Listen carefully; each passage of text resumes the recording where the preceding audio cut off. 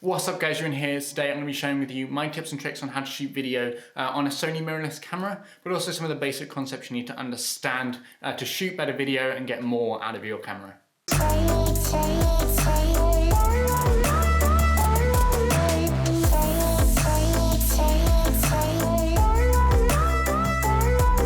So first things first, frame rate. So the main two different frame rates you need to know about are 24 and 30. There's a bunch higher than that, but they tend to be used for either action or for slow motion. But we will worry about them in a later video in this series. So there's a bunch of discussion over whether 24 frames per second or 30 frames per second is better for video. People tend to use 24 because it's used for movies and TV shows and a load of big productions. So people tend to associate that 24 frames per second or that look of video with those sort of big, expensive productions. So if you're starting out, I would just pick 24 frames per second and be done with it. So let's talk about shutter speed in the context of video. And what this does is it determines how long each one of those 24 frames per second the sensor of the camera is exposed for. So what this does is this determines how much motion blur you get in your video.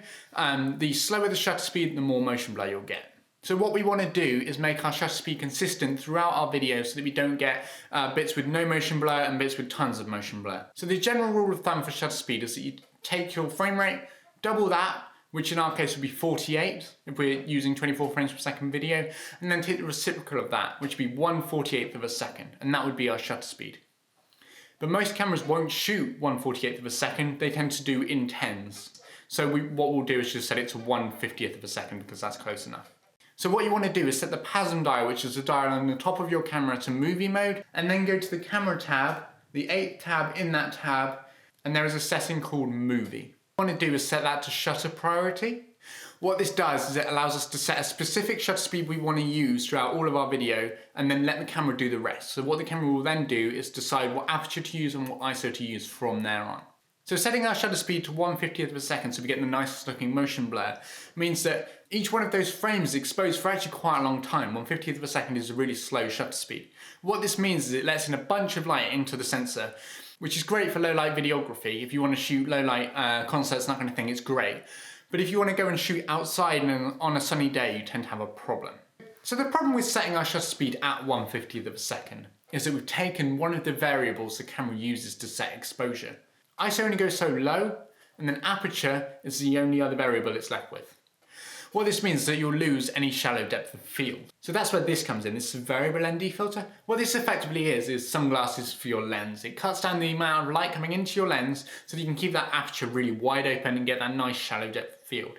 This in particular is a variable ND filter, which means you can twist the front and change the amount it cuts down the light by, which is a really, really awesome thing to have. So that's it for this video. This has been the first episode in this series, so I'll be making more of these. I will hopefully be next week talking about picture profiles, why you should use them, color grading those picture profiles, which I really, really enjoy doing, so I'll definitely be making a video on that. So leave any video suggestions down below, videos you guys want to see in this series, anything you guys want to see me cover. Make sure to give this video a like if you found it helpful. Leave any comments if you have any questions. I'd love to answer them for you, and I'll see you guys in the next video. See ya!